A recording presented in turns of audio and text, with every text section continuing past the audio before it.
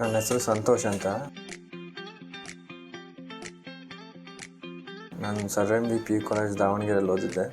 ನನ್ನ NEET marks 644 ಬಂದಿತ್ತು ಮತ್ತು ಆಲ್ ಇಂಡಿಯಾ ರ್ಯಾಂಕ್ 31,792 ಇತ್ತು.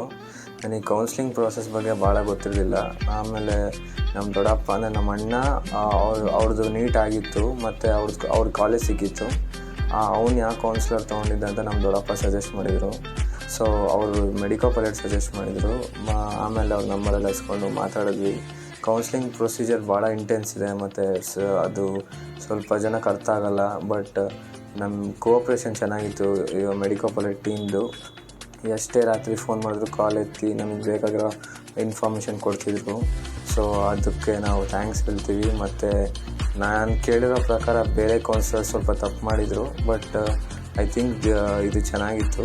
ಮತ್ತು ನನಗೆ BMCಯಲ್ಲಿ ಸೀಟ್ ಸಿಕ್ತು ಬ್ಯಾಂಗ್ಳೂರ್ ಮೆಡಿಕಲ್ ಕಾಲೇಜಲ್ಲಿ ಫಸ್ಟ್ ರೌಂಡ್ ಸ್ಟೇಟ್ ಕೋಟಾದಲ್ಲಿ. I thank Sachin sir and Medicoplate team for this.